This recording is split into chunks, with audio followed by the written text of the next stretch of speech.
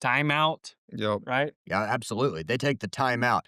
Now, here we go. Let's But you relate this can't. to You only get business. so many timeouts. You only get so many timeouts. So when do you do that? And I know we're talking football here. If it were 3rd and 8, that's a great use of timeout. Yep. If it's first down, he can gamble there a little bit.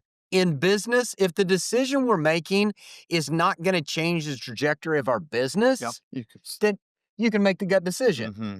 If it is absolutely, we're changing computer systems. You know what I mean? Yep. Yes. Like, okay, call a timeout. Whoa. Let's get some help. Let's research that. Hey everyone, welcome to Crossroad Conversations with the Lewis Brothers, where we aim to share real stories about running a successful family business, working through adversity, and pouring back into the community that keeps our door open. We're your hosts, Matt, Shelby, and Taylor, and we bring you relevant local business advice and automotive insights that are sure to change the way you look at running a business, and maybe even throw in a plug for you to do business with us. Welcome back to Crossroad Conversations podcast. We are your hosts, the Lewis Brothers. It's episode 54. You know what time it is? It's time for a gut check. A gut check on how business leaders make decisions. This is going to be a great one today. We get to talk about, do you go off your gut? Do you go off emotions, facts, or what others are saying? You know, it's really important that you look in leadership of how are you making decisions and what all are you pulling in to make that decision. We'll dive into all of that and much more today. But before we do that, let's recap last week, episode 53. We had a guest on here, Isaiah he's from good. Dodo Coffee. Yeah. We kind of broke down and peeled the layers back and kept peeling them back about his business, where it came from, how he's kind of made his way through difficult situations, and then how it is just astronomically growing. So if you didn't already, go check that out, episode 53 on Crossroad Conversations. Absolutely.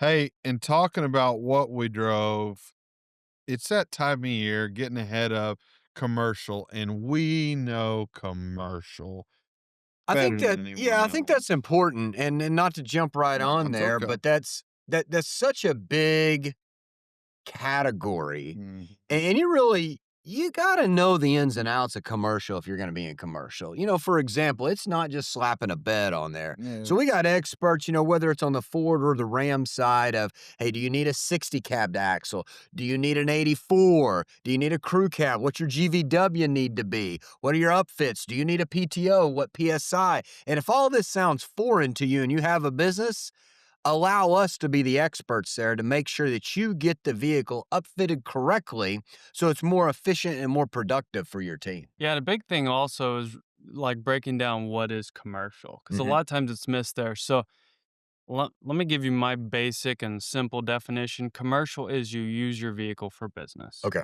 So a lot of times that's a vehicle to check meters. Yep. You know, the Maverick is a great option that has a truck bed, so you can put some tools in it, can put a camper shell, can put a utility camper shell that is a low cost of entry, sub $30,000. That's a commercial vehicle. Absolutely. We have those. It might be, we have tons of local government officials that are in Bronco Sports or that Yep. are in Escapes or that are in Compasses or Renegades. That's a commercial vehicle. You might just be thinking F-750 dump truck, Sure. 8 tons, 8 cubic yards, and we do those as well, right? Up to F-750, we have that available. But like Matt said, the upfit, we have the relationship of 75 years of this person is great to help us with this. This person stands behind their product. These people have got it figured out because they've got a built-in wiring harness. This one allows you to continue to keep all your GVWR. And so it's commercial season. Yep. Yeah. Commercial season, it's time now. Really, the real ones that have been in business know, get it started now, because at the end of the year, the only thing that's going to happen is you're under the gun of trying to close out your year-end books. The supply is not there. You're mad at yourself because you didn't start it earlier. So know that we have connections and flatbeds and refrigeration units and dump beds and meter vehicles and everything else. We own commercial, and we absolutely love being able to assist in that Hey, way. fun fact, just coming back from a dealer meeting, for 41 years, Ford has won every single For year, sure. the commercial business. Yep. Yeah. And we sell Rams as well. I don't know where they're at, but we're going to call it second. Yep. So number one and number two, commercial vehicles. 41 years Ford has owned commercial. And that's not by accident. And that's not by buying people to buy their product. It's because they have the quality product and the right product. And it's fourth quarter. Don't wait till your accountant says, hey, you need to do this. You should probably call your accountant and say, hey, is this a year that we buy some more vehicles to depreciate and save some more money? You know, it's funny you bring that up because you threw me an alley-oop for what I was going to talk about, but that's because it's facts and we've both studied it. When you take Ford and you take Ram, they own over 70% of the commercial, fleet, and government vehicles. Okay. So over 70% of all the vehicles used out there for commercial, like you said, it could be a Maverick, it could be a Transit, it could be a ProMaster, you know, or obviously it could be a cabin chassis. We have that in stock and we're ready to go for you guys. We'll help you out with a Section 179 bonus depreciation. We'll get the vehicle out there and then even get you set up with software. You know, that's another part we didn't even talk about. Fleet management. To manage your fleet, because you do not need downtime as a business owner. We're here to help you with that. Another cool thing, just if you want all the cool things, this year they just released with the big beautiful bill that you can write off up to $11,000 in finance charges with Section 179. So not only write the vehicle off, but the cost of financing it up to $11,000. That's solid. Yeah, it's huge take, a little insight of a huge part of business that we're able to contribute to you as a customer. So come see us if you need to have any more details if we didn't already hit it on the head. Hey, rolling into, do you trust your gut? Like trust your gut, like what I'm gonna eat tonight? Yeah, kind of. No, this is more of in business inside of how you do business, how you handle situations, how you move forward with that. So the role of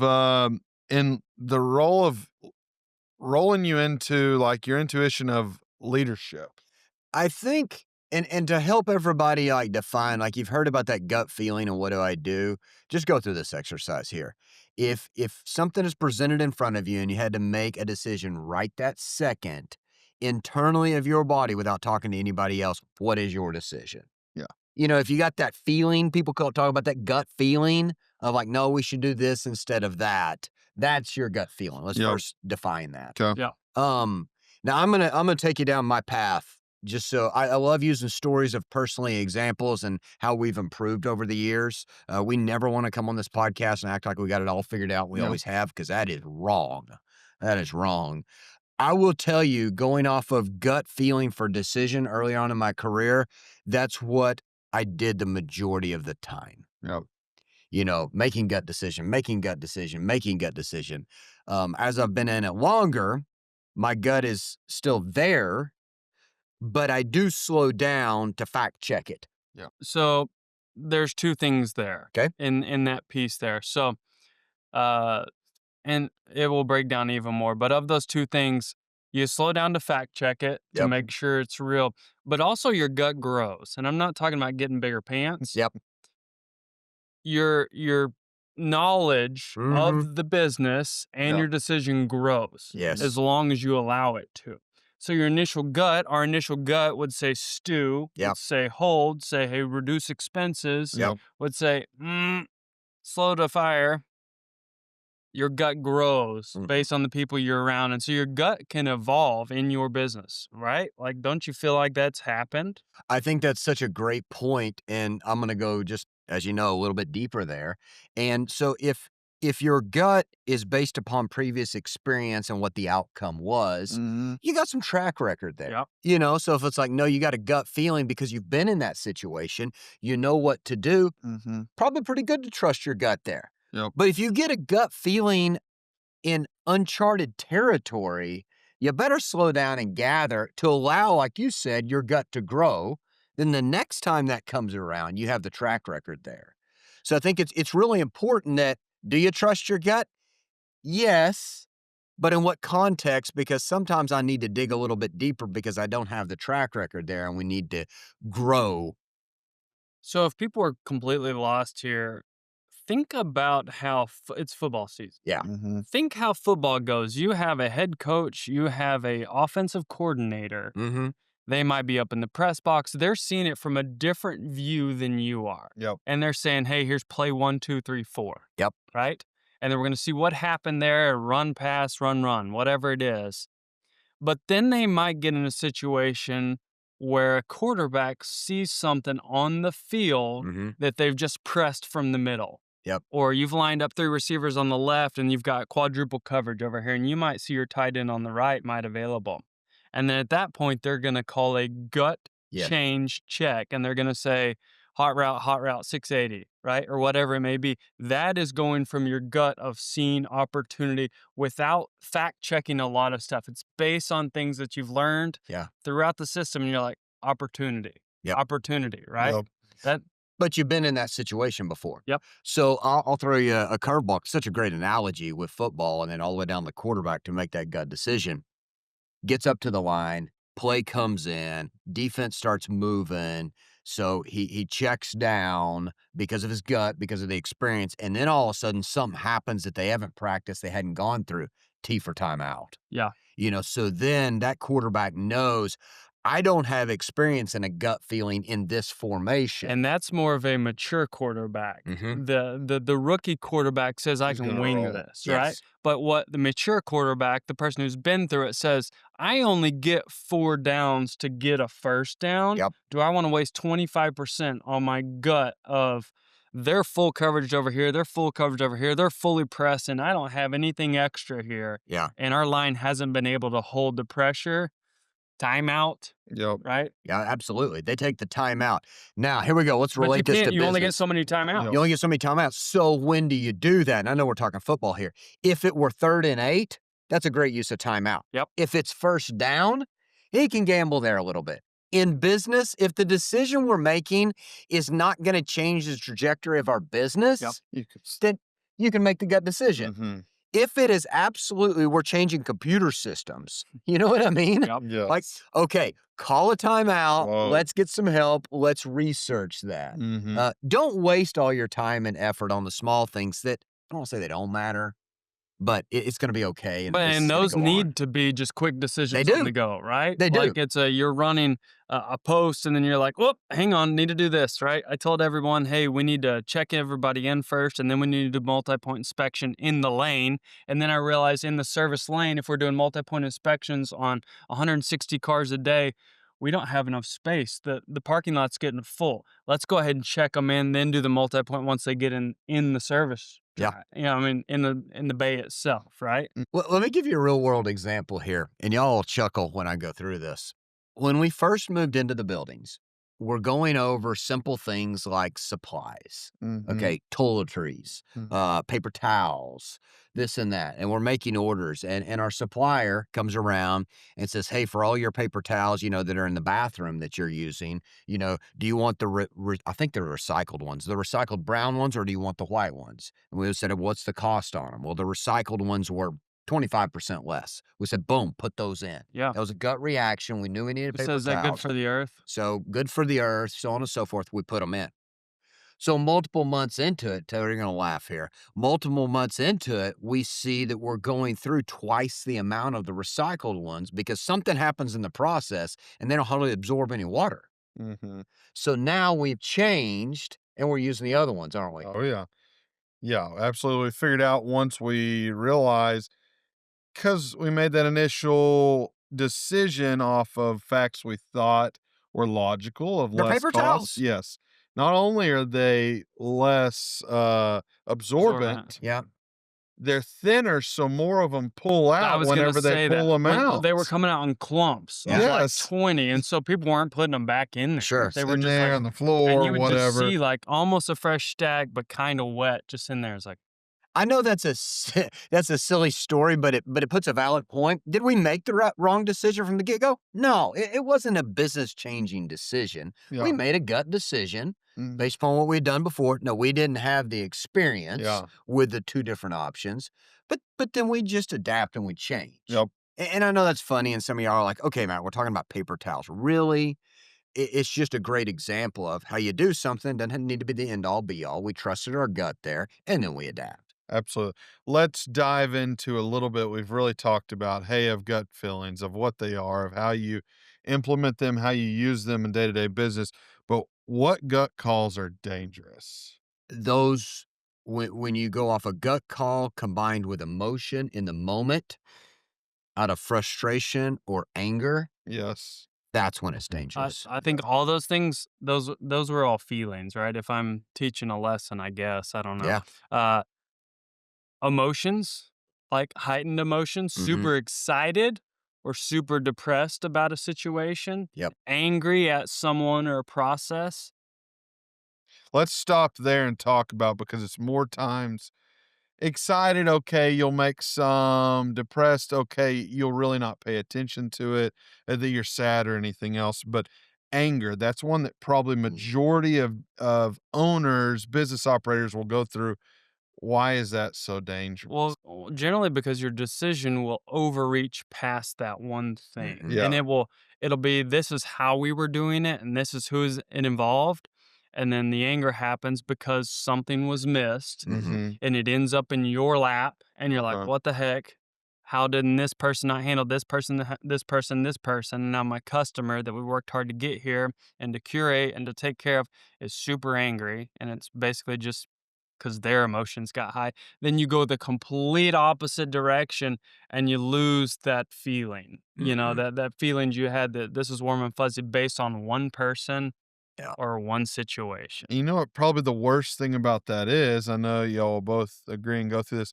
Whenever that situation happens and you could react that way, do you normally have more encouragement from the team to go ahead and react like, "Hey, yeah, you need to do that," or anything else? Or do you have someone say, "Well, let's sit back and think about that"? No one's telling you that. No, but it's what you need to do. It is what you need Yes. to do. Take the facts in. Your gut will still be there, that inside feeling that you have, even if you just pause for 5 minutes Yeah. or for 60 Oh, yeah. seconds, and nothing's wrong with that. You just call the timeout. That's what we were talking about.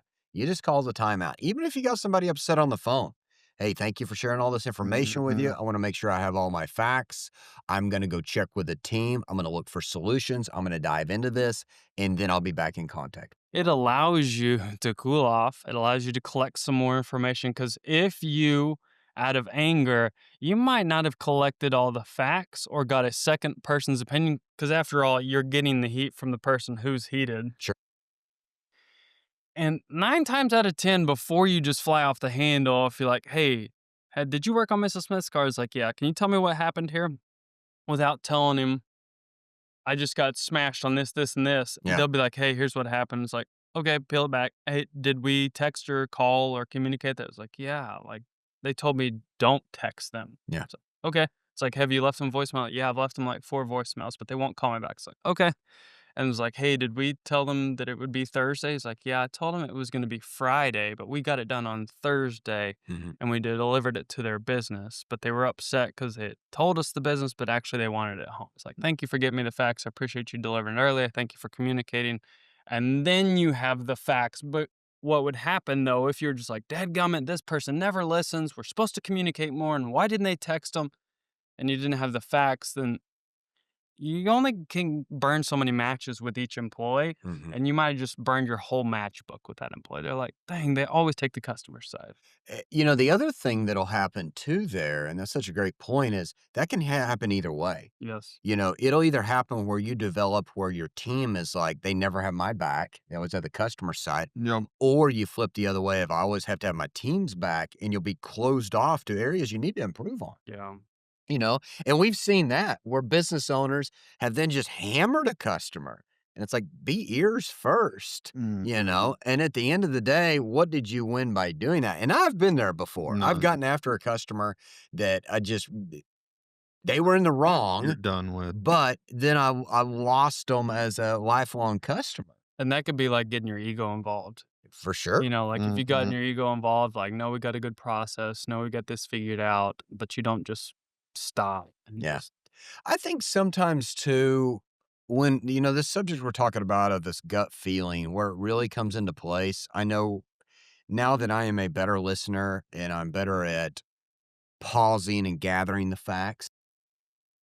I'll tell you when this comes into play for me is when we're going into something new and we've all talked about it. We've asked other people, we've sat through the demos and this and that, and it's still just not clear.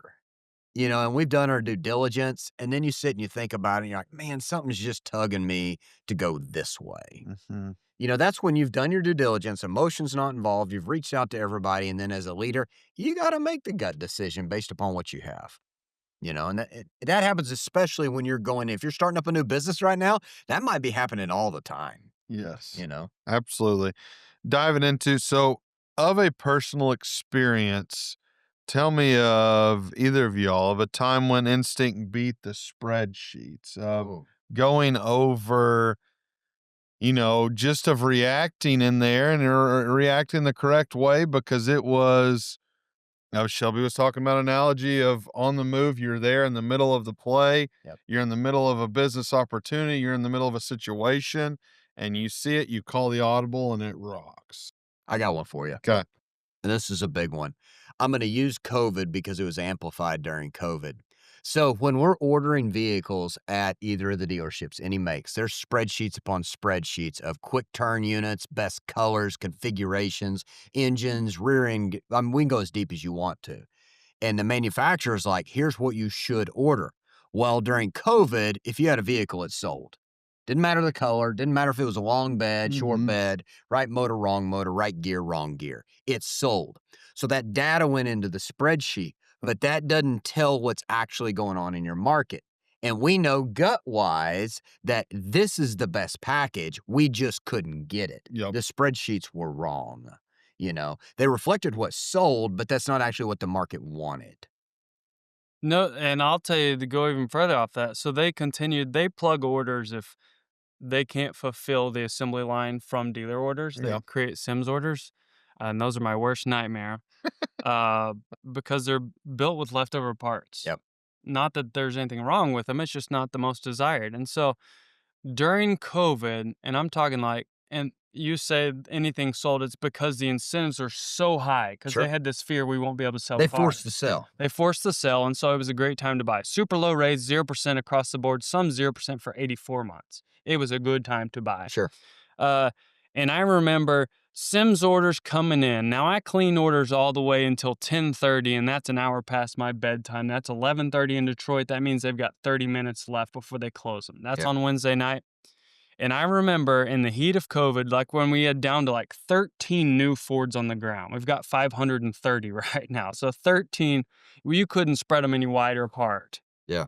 And they put, based on their Sims, based on their sales data, 9 super cab, extended cab. Those are great, but it's not everyone's favorite. Yeah. 2-wheel drive, XL, 17-inch wheel, big motor, lots of options, Yeah. brown in color, 9 of them identical. Now, I had 13 vehicles on the lot. That was 70 to 80% of my orders. And as soon as I saw them, I sent an email to my rep. I said, please change these at least to 4-wheel drive and at least to white so they could be fleet vehicles. I said, we can't change them. They could change them. Yeah. They would not change them. They never changed them. And I sent a chain of about 18 different emails over the next 4 months and I said, I don't want them because I still had to pay for them. Sure. So what happened, because stuff was so hot, my gut then said, I need to get rid of these before they even get here. Mm-hmm. Because they were now it contradicts what you said that anything would sell, like to a certain point, Sure. right? Yeah. 9 that are identical, what's wrong? Yeah. And so because they were so hot, I got with a locator service and said, I need help moving these. So as soon as they hit the ground, I had a semi waiting to ship them out. But because inventory was so little, it got around to everyone. And my regional manager called me and said, why did you just sell off 70% of your inventory? Mm-hmm. I said, I'll forward you the email chain from the last 4 months. Yeah. You guys wouldn't cancel them. And it was an incorrect build. So that was gut of their gut Yeah. or their bad system. So that's where the spreadsheet was not good. Yep. And it was a gut, like, I got to get rid of these. Absolutely. That's really good of diving into knowing when it's right, knowing where you adapt and whenever you change there off your feeling. That's good. Hey, fun fact quiz of the week. Hey, this is a good Okay. one. I like this one. On average, what percentage of a company's marketing budget is wasted due to poor targeting or execution? Well, before you answer that, let me tell you this, that you could spend your entire life savings in Meta, Oh, yeah. in Google, right? Craig's giving me a thumbs up because he knows that's real. because they'll give you that, and it's just a slider, right? You can just slide and say, hey, how big of a region do I want to cover? Mm-hmm. What age group do I want to cover? And it'll gobble it up so fast, and it'll have zero relevance. Yeah, because you'll be marketing to people in China. Yeah, even if The- you say a target, it's just like these people are not in the market. These people are not interested in Ford. So that's my rule. I think it's larger now than it's ever been, because when I first got into the business, it was really traditional marketing, and there was only so much you could waste there. And there's only so many players, right? There's There's only only so many so many players. pages in the local paper. Yeah, in the Arkansas Democrat Gazette, on There's the not a TV, and limit on on the the radio. internet. There's not. It will just keep serving it up, no matter the demographics, no matter this, no matter that. So I think this is a little bit low, but studies estimate 25 to 30% is wasted. But some leaders out there feel it's closer to half. I would agree with that. Yeah. I would agree with I think that. that's probably taking into account everyone that doesn't spend, and then the Yeah. others that over. Because they can bamboozle you with the metrics. Oh, yeah. Okay. Yeah, surface level. So here's the deal. And I've said in meeting after meeting on this, trying to compare this provider with that provider, and they both give you different metrics. Why? Because they want their metrics to look better. It's like Sam's Club. Now, I love Sam's Club. Yeah. But Sam's Club, they don't have 24 packs of Coke and water. They got 30 or Why is 34 that? packs. Because then mentally in your mind, you can't go, well, here's how much it was at Target You can't or at shop it. Costco or Yep. wherever else. They So- change the divider. They Yeah. change No it. different than the provider says, hey, let me show you your KPI on a click-through rate. Everyone else is showing on conversion. It's something. completely They'll find different. it on a different landing page. They You're like, will. that seems high. I'm like, Matt, this is 92%. Like 92% what? Right? Of what, So you can waste up to 50% of your marketing budget due to poor targeting. Hey, and our producers put this next part on here for me, and I appreciate that. It said, data doesn't lie until it does. Whoa. I'm going to have to get deep on that one. Until it does. Oh, So here we go. Let's get into that one. And give me y'all's thoughts on, why data is critical, but it's not perfect. Because it doesn't have the gut. It doesn't. yeah.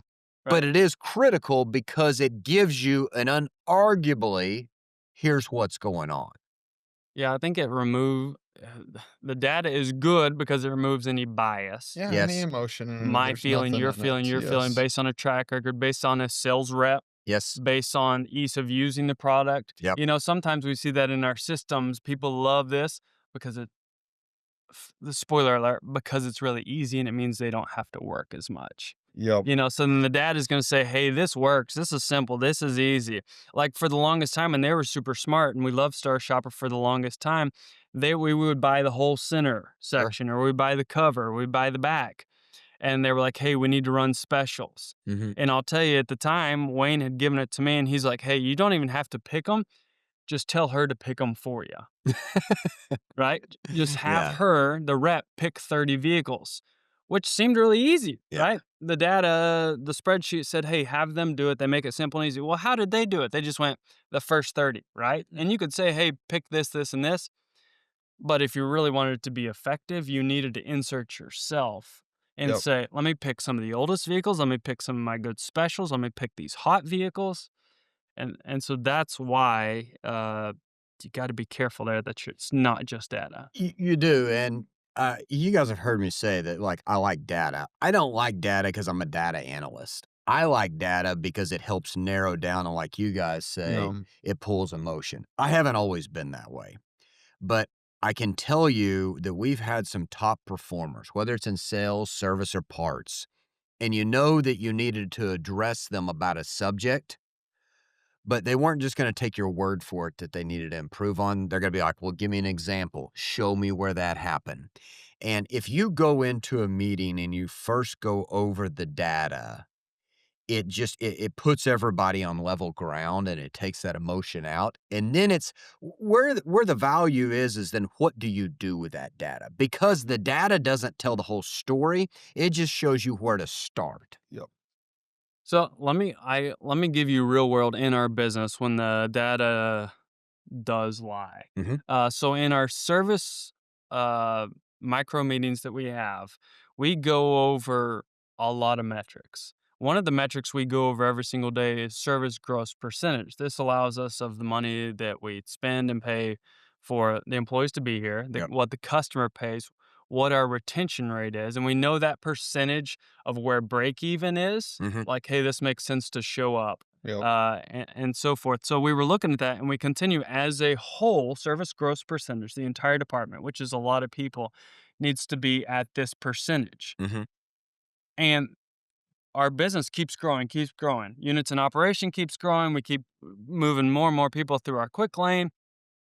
But here's one of the things, that gross percentage kept going down. And we're like, why does that keep going down? And so then we like had to peel the layer back and a layer back. And then the data kind of lied as a whole, because what we didn't take into account, I mean, we were, but not in this data extraction spreadsheet, is that the more oil changes we did, it drove that down, because we actually have to cost off when somebody comes in to do an oil change. People think, dang, that's high. It actually cost us money. Yes. So we have to write off every single time that labor and that cost. If it's a works package at $99 or $119, so the gross percentage goes negative. And so we were looking at it as a whole. So the data was like, why don't you increase that? Why don't you increase that? And they were like, well, we need to push more oil changes. And so you're like, no. The more oil changes you push, the lower that numbers. So the data gives you that idea, but then when you go a little deeper, like, actually, it's lying a little bit there. And here's a bonus part for you. Shelby brought up a great example. You're like, well, then what do? Recalibrate. Yeah. Recalibrate. So if you find something in there that's watering it down, yet it's a goal of the business, you just simply recalibrate. Change the goal a little bit. You just change the goal, or maybe go sub-layer, right? You go sub-layer, so then you can look at that. And we saw that. Let's talk about that for example. Let's flip over to sales. Every Monday we do a deep dive, with all the managers on salespeople's activities, because that's what a manager should do, is manage activities. So we look at it at a store, our two Fayetteville stores and our Springdale store. And okay, here's where it is. Here's the percentage of calls to appointments. Here's the percentage of pencils, so on and so forth. Well, then at the end of the month, we go a sub-layer within those stores, because within the two Fayetteville stores, they have two stores under that umbrella. Yep. So then we broke those out. And it was, I don't know about you guys, of course, I was the one putting it together, but then when I showed it, it was eye-opening. Because what was hidden in there is within both of those, we had a top performer and we had an underperformer. But we were just looking at the average. At the average. So average, it looked okay. So you had one person that was like, yeah, we're okay. And they were actually way below. Yeah. Because and so they were like, team, I'm doing pretty good. And the other team deserved a bigger high five, right? That's right. You guys have been killing it. You've been carrying everybody. And really, the team that was, because we had two teams that were overperforming, they were then using their energy, their management energy, in the wrong capacity. Yeah. Because there was a different area that they could have improved on. So that's where sometimes you do deeper. You can't always go deeper, because then it's like you're in a 4-hour data spreadsheet meeting. Well, and that's what happens from the manufacturer. They'll send us tons and tons of spreadsheet, but never actually even open it or look at it. And then we get it. But because we're in the weeds, we're like, did you happen to look at this? Like, no, we can't sell our Mustangs because they all have a recall, right? So you just hammer, like, we got to sell these. I'm like, well, you need to fix them before I can sell them, right? And so it's the same thing with our team, that we got to get further deep in the weeds and say, actually, let's go 2 more layers deep and see, you're good. We need to help get you going. I think that's where the next part comes up. The subject is, the risk of paralysis by analysis.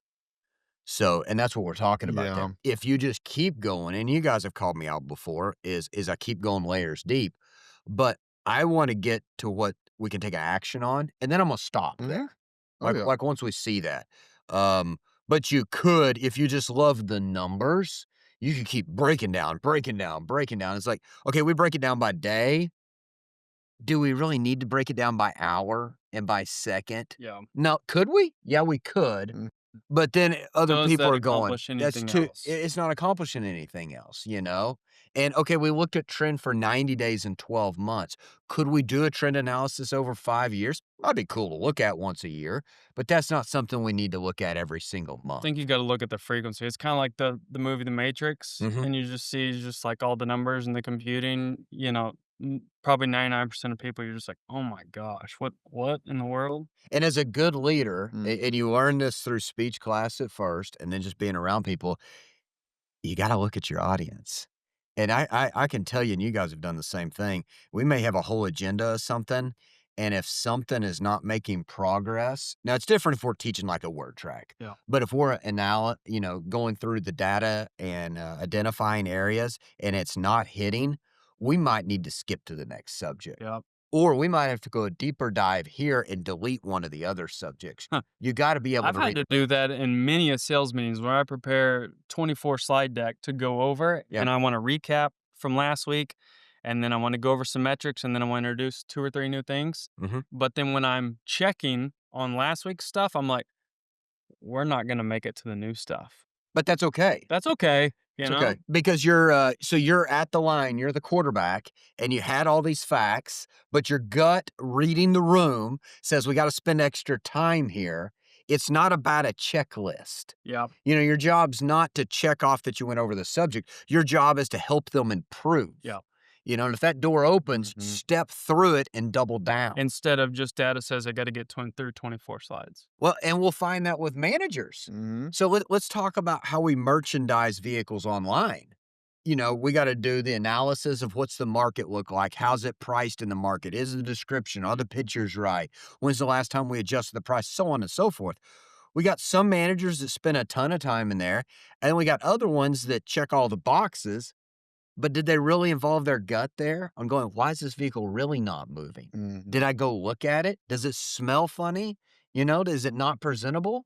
Mhm. No, I think it's so important you have more leaders than not that get the data, training, data, going over anything else, and they're instructed to go over this, and they do it all. And it's just they're not reading the room whenever they're going through. They're not paying attention to how they're delivering the data, and they do it all every single time without fail, going through word tracks, going through steps of the sale, going through the steps the process for your business would be, and they never stop. They never change, pivot, audible, anything else, and it becomes ineffective. And you take time. So listen to this. If you're out there and you're doing it, and you are getting a training, you go over every time. You don't have to go over the whole training every single time. Read the room and know when you need to pivot, when you need to double down on a situation, because it'll make it far more effective. So many times it gets lost, and so many times we go and listen. We just got back from training and they weren't on the same page. They'd went completely through, and I'm not joking. This is real deal big training they should be on point about. They just reiterated what everything had went over Yep. because they didn't listen to what had happened. So know this, whenever you get your data and you go over the data and it's good data, deliver it how it needs to be delivered. And don't over just push it down. And Matt does a really good job about that. He does diving into data good, but then doesn't overanalyze and push if it's not needed. Yeah. You just pick a couple of them there. Yes. I got to take the 180 side before Okay. we move on here because there's some people out there listening that are going, yeah, exactly. I don't get in the weeds on data. My business is growing. I know what to do. I started my career off that way. Mm-mm. I wasn't deep in the data. And my gut, and we were moving the numbers. We were selling more cars. We were doing this and that. And I was just going off a gut instinct. That'll only get you so far because you cannot see the trees Mm. when you're in the middle of the forest. And, our association that we're in, we go to these NADA 20 groups. That's really helped us do that. We step back, and the first thing we do before we have discussion is what do we look at? Look at the data, don't we? We look at page A, column B. Column 8, line B. Yeah. We look at the facts first, and then we have the discussion. So without the facts and some comparables, you're just shooting your gun everywhere. You got no target you're aiming for. Yeah, it's no different than we go back to the company's marketing budget. It If really you're not is. targeted to what are you selling, Yeah. what is that demographic, and how do you get to them? You're like, hey, marketing team, you got 50 grand to spend this month. Yep. Get us some more customers. That's right. And they're like, hey, do you care what customers? Like, nope, I'm just buying customers. I just want customers. And they're like, okay. So if they don't do any more research, you just And in every business out there, I'm telling you, there's metrics and they're easy. So if you got a roofing business, here we go. How many roofs did we go look at? Did we inspect this week? How many estimates did we write up? Did we follow up on the estimates that did not say go forward and do it? The ones we're doing, what's our turnaround time there? What was our cost? Like all these things that you can look at within your business, that's the data. Now bring in the gut and coach. Yep. And I think, okay, so what do I do with data? Yep. Data becomes a line. If you think about long ago in school, it becomes a line. And generally, if it's a profitability or gross, you want that to go up. If it's a production, you want it to go up. If it's an expense, you at least want it to stay the same, but look to see if there's possibility for moving it down. And so you look at that. And so sometimes it's funny, whether you're stepping on a scale or you're measuring numbers, they're like, this scale's a little off. It doesn't matter as long as it's the same scale That's you right. always step on. That's right. So you just find those data metrics and you just look at that. And because otherwise you're just going off your gut, like it was a good month, like compared to what? Yeah. Right? And it's like, well, we're better than last year. Well, last year we were in a building from 69. Yep. Right? Or last year we didn't even have a used car department. Yep. So you're just like, yeah, better than last year. It's like, hang on. Put it in a chart. Yep. Look at the facts. Last year you had 6 people. Now you've got 18 people. Yep. Last year you did 12 roofs in the month of August. This year you did 34. How many people? What was your expense?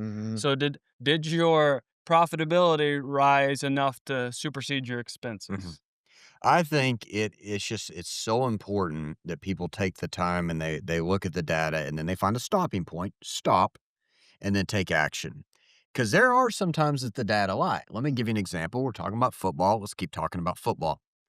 I've seen data and stats before when two teams are playing and the offense of the losing team has more yards than the offense of the winning team. So the equation was broke somewhere. Now, the start, if you were just looking at yards that the offense had or time of possession, look like, boom, they won the game. Yeah. They didn't because they didn't convert on third down.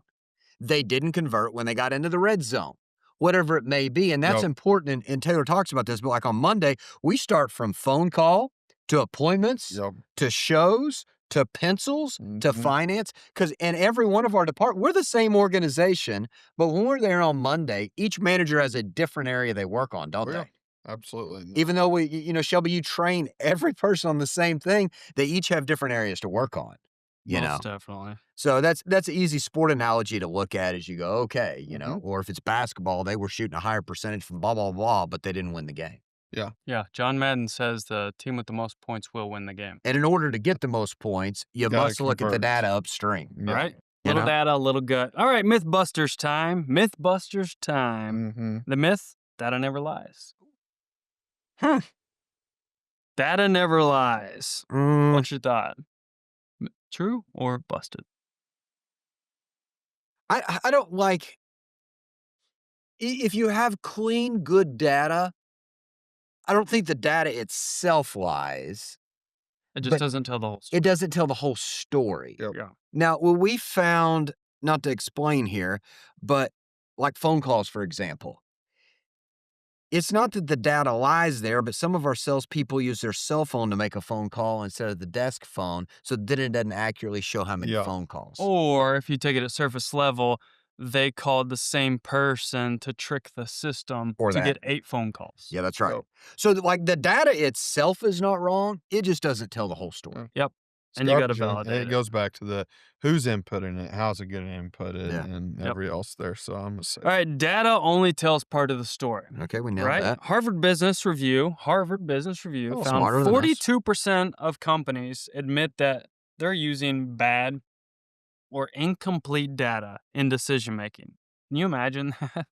If you didn't know that 42% of companies admit to using bad or incomplete data to make decisions without context. Data can actually lead to worse choices. You know how to get the data better? So before you just throw the baby out with the bathwater, okay, because this is what some people do. When the data is so messed up, they just quit looking at it. However, I'm telling you, push forward, get the data and share it with your team. Because what happens with our salespeople when you go over up there on the phone calls and the appointments? Nobody likes to lose, do they? And they're like, no, I made more phone calls. Why won't it show up there? They'll clean your data up for you. They definitely will. Or create a system or process that says if they're not in here, you don't get credit for this, Bingo. right? That quickly says, Uh-huh. oh, shoot, I should actually use this system. Yep. Right. And that definitely helps there. All right. Last piece we want to talk about the power of trusted voices. So Mm. it's kind of like a sub gut, Sure. right? Someone Yep. else. The power of trusted voices. Listening to mentors, team members, or advisors. When that's important. What's your guys, if you go like past your gut, you're like, I'm not going to just make this on the fly decision. It's necessary sometimes. Um, and look at the data.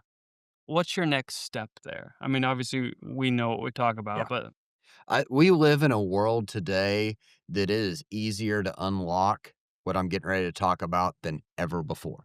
Mm. Ever before. Mhm. There's so much information out there. There are so many trusted sources that, then my go-to is I start looking at books, podcasts, shorts, YouTube videos of experts in that area. Okay. Now, if it's an area that I'm not really familiar with, I'm listening to multiple to see a common theme before I just take one suggestion. So podcasts just like this, where you get to actually listen to other people that have already been through there and they've tried this and they've tried that. Mhm. No, that's really good, and I think I love that you talked about that of, yes, have your inside, your trusted source that you can talk to, which would be no different than we talk about all the time, and we bounce ideas off of each other. But if you don't have that and know that you can go and look to books, you can look at shorts of anything online that they go through, and there's a lot of information to be found in there. so on top of those two that you Mhm. guys talk about, this will be no surprise to you two. You want to know what I use outside of those two? And I've used it 7 times so far this morning. ChatGPT. Yeah, Are you Mhm. using AI? sure. And you're like, oh, I don't know, that's cheating. It's like, really? That I just outsmarted the system? Yeah. Because we had a question from Ford based on a lending situation. And so in context, we're like, hey, this decision based on business. Hmm. And so first I will command it as like, hey, chat, are you familiar with this, this, and this? And like, yeah. I was like, okay, tell me who's the top 10 people in this field? And like, these 10 people. I was like, hey, do they have books? And they say, yes, they have books. Hmm. Because there's times when you can read the whole book and learn a lot. And then there's Sure. times when you just, and so I say, hey, scrub these 10 people's books and rank that for me. In this current situation, give me top 3 examples of what they would do. Yeah. And in less than a minute, I can ask all those questions and it gives me a very clear decision. So you're saying I have no one else in my business. I'm a solopreneur. I'm all by myself. I can't listen to anything. Yeah. I can't read anything. Then you can do that. And it's going to very quickly give you other people's Mhm. opinions Mhm. of what they've publicated. And it's out there. And if you use that, then you are time compressing like never before. Yeah. Yeah, I think the important part there with what you're talking about, what we brought up is, are you taking the action for that? And Mhm. most people will be like, well, I would if I could, and if I Mhm. knew where to go. Look, Yeah. ask ChatGPT, Mm. go online, look there, it's out there. You can Google up, and AI will be in there too. Top 5 podcast in handling difficult employees. It's there. It's there, and you start looking for it, and you engulf yourself in it, and it'll help your team be better too. Yeah. That's good. How to balance outside opinions with your own conviction.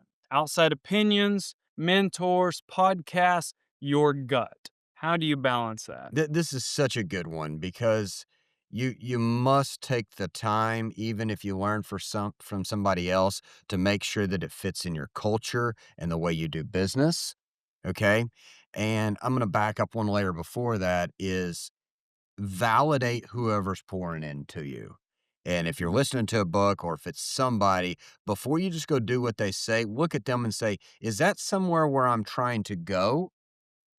Or if they're not at the next level, maybe that's not the best piece of What am I advice. doing? You know what I mean? Yeah. If somebody's giving you financial advice, but they're currently in bankruptcy, Mm. might not be the best person to listen to. Yeah, and to put that into real deal context, if you see a train moving down the tracks and you're trying to get moving, you think, hop on train, let's go. Hmm.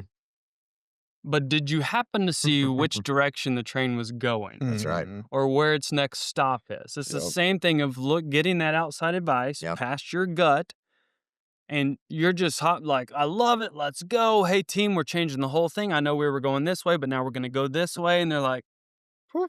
Someone's like, "Hey, didn't you sign up for that 2 years ago? Yeah, And we didn't like exactly. it because of this, this, and this," or, "Hey, didn't we get a couple violations because of this, this?" And it's like, this person's doing it.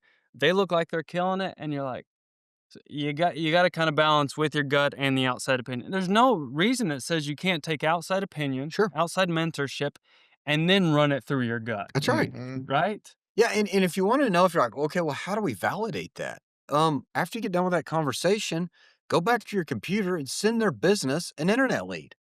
Call them up, mystery shop them, Yeah. drive by their place of business. Yeah, because they might be just giving you their gut, Yeah. and they haven't checked the facts, and so they're saying that's in the 20 groups. Oh yeah. We laugh about that because they're like, "Oh yeah, I got this, this, and this, and I'm up 30%, and this, Then this, you and this," pull it up and and look then good. you're lower like, "Oh, hey, you see this? Yeah. Yeah, he's up 78% in expenses. Whatever he's doing, don't do that." And that's what I like, and we've all been called out by that. And the moderator in this group we're in, it's amazing because somebody will start running their mouth with their ego, and they're like, "Okay, if everybody please flip to page 20, column 8, line B, dealer number 19. It looks like you're the farthest down of anybody in the group." Tell me exactly what you're doing. So a little bit of validation there helps, and then also you got to see how does that fit in your culture and your way of doing things. That's really a lot. Yeah. You could bring in a pink goose and everyone's allergic to geese Yeah. and don't like pink, right? And you're just Mhm. like, "Dang it, I forgot to vet Oh, that." yeah. And I think it's really important to know that you can listen to outside sources because I'm not saying to stiff arm them, because you might pick up on something small that you could always implement and put into process that would work really good in your situation. Yeah. So know that no, I'm not taking your plan and putting it into here because 9 times out of 10, it will not work down You're the not replacing the tracks. whole car. You're just No. saying, "Hey, those tires might upgrade Yeah. my ride," Yeah. right? Mhm. That Absolutely. seat might change the way this bike rides. Those Absolutely. handlebars, you're not just saying, "Hey, take this one out, put that one in." That's good. That's super important there. All right, any stories where you guys have saved from a bad call, from a trusted voice or something that you see out there that you have seen a story of where data said it should do this or X person said we should do that, and then you said, "Well, hang on, that's not us." I I got to give a little bit of a blanket answer here. Um, the most powerful thing that I've been taught, and Dad really put this in me, is just sleeping on it, waiting to make that decision tomorrow. Mm. And that break and allowing my emotions to go down allowed me to make a better call. Just slept on it overnight. Building's not on fire. I don't have to make that decision right this second. It opened my mind to make a clearer decision where I would have made a mistake if I would have reacted right then. And I know that's a blanket. We've talked a bunch about gut and an emotion in here, but that's the biggest one everybody can take away. No, I think that answers the same for me as well of going through and learning that just to step back, Yep. and if it doesn't have to be made right now, just hold on. Yep. Just hold on. So the funny thing is, because we were all raised that way, right? Mhm. To contradict that a little bit, I constantly feel challenged to find that quicker response Mhm. based on something, right? Yeah. Based on Mhm. something, because there's been plenty of times, and I'm totally joking that we've all been in this scenario a little bit, but because there's plenty of memes and funnies about it that you're sitting there scrolling with 38 cents in your savings account Mhm. and you're pissed because the $3 million house in California just sold. Like, I was about to buy that, right? Uh, But if you know what's important to you and your Sure. threshold, uh, sometimes, like Cody Sanchez talks about, the person that can make that decision quicker Sure. will often win. Mhm. mhm. So that's my challenge, is to help, because more often than not, you can push things away, Yeah. like unnecessary things, by just icing them, by Yep. letting them stew. Nah, come back up. But but then sometimes you're missing opportunity. Like, we get so many people, and I love it most of the time. Sometimes people asking for sponsorship or, "Hey, can you give me a lot of money?" and or this, and this, whatever. And sometimes, because our normal thing is let it stew, Yeah. run it through the filter, Sure. we miss some opportunities. Mhm. So while that is really good and that's how we've been raised, there is some other opportunity. And you have to train that. That's no difference if you've always ran at 10 minutes a mile and then you're hoping to go race at 6 minutes a mile. It's not going to happen unless you practice that faster moving muscle, Mhm. you know? So No, that's that's a good point, and I'll tell you what I've had to do so I make sure something doesn't go too far out of stewing on it, is then it has to immediately go on my to-do list. yes. So then I'm reviewing that in the morning because I know all the to-do list stuff and this stuff rolled over. Yeah. Okay, I need to address that. Yep. You Yep. know? So that it's a scheduled stew, then it gets intentionality. Yeah, it's not just sitting on the back burner until it Hoping burns that they up. reach back out to you or that Yeah. it burns up. You've got to be able to do that. That's so good. No, it is. Okay, a couple questions for you guys on our frequently asked questions. What do you do to separate how you make personal decisions and business decisions? I mean, I'll jump on this one. I just went through and the easiest thing of is personal and business, a family going anything, and outside of that, emotion has to be taken out of it completely, and within reason. In going through and knowing that, hey, I need this to stand on its own, Mhm. and then in business, I need this to stand on its own. As long as something morally over the top illegal wasn't done that needs to be reacted to right away, Mhm. then you step back and you let this stand on its own. And more times than not, if there's something that's really wrong that's happening, it will work its way out, either if it's in your personal life or if it's in business. Yeah.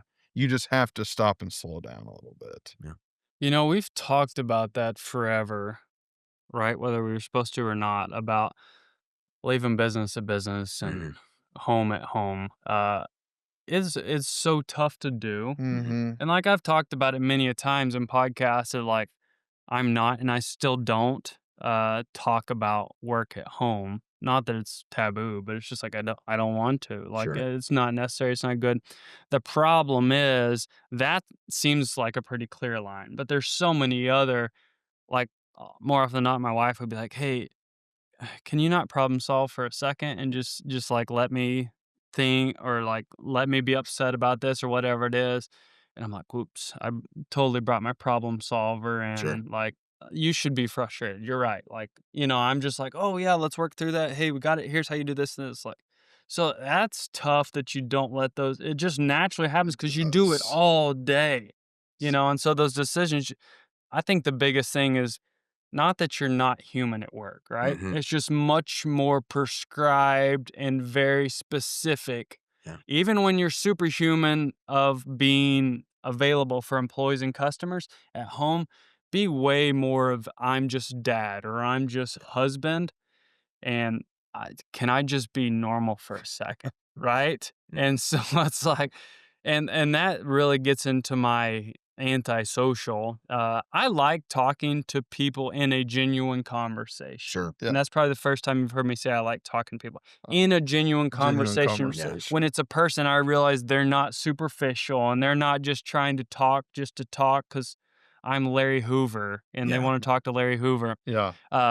Otherwise, I'm like just the guy in the back, That's right? I'm just the guy in the back, and I just want to be normal and just want, not that I'm not normal, but I just want to be human for a second. Yeah. So I have to work Yeah. to separate those two. I think that's really important, and I think more it's not we don't go home and dumpster fire everything going on, but it's how do we get out of business mode and more into personal mode. And if you haven't had this, and I'm talking to the audience here, if you haven't had this conversation with your spouse, have the conversation and give them the ability to call you out and say, "Hey, can we not be in business mode? Or will you just listen to me?" That's really good that it's not fun to get called out. And if you're It's a not. leader, people naturally aren't calling you out. Yeah. Can I just say that? Like they're not naturally calling you out. So sometimes we'll call each other Sure. out because no one else is going to call Sure. us out. I mean, every once in a while, some smart aleck will just, Yeah. and it's fine if it's necessary, Yeah. right? But then you have to give your wife or your family the ability to say, hey, be respectful. Yeah. We're all going to respect each other, but you can call BS. Well, and as men, we just need to be told. You know what I mean? And it's like, if you tell me the game plan and you tell me I just needed to listen, I can do that. Mm-hmm. So you just want me to sit here and listen and not give you a solution? Yes. But more often than not, they're Okay. just going to give you the problem. It is. So that's a bonus tip for you. Have that conversation with your spouse and give them, Yep. the ground to be able to go over that with you. Hey, great conversation today on time for a gut check that got over to data too. Oh, yeah. So hopefully you take that into consideration and it helps you run your business better. Hey, as always, make sure that you check us out on lewissuperstore.com or crossroadconversationpodcast.com. And if you do us a big favor, hey, go ahead and smash that like button, share it, or what would even be better, leave us a review. Please do. Leave us a review. Mm-hmm. Hey, thanks for joining us today, and we hope you enjoyed this episode. Make sure to give it a like, share it with your friends and family, visit our website, and send us some questions. We want to know what you'd like to hear, who you'd like to hear from, and what you want to see, or maybe even some questions for us to answer about either the automotive industry or just business in general.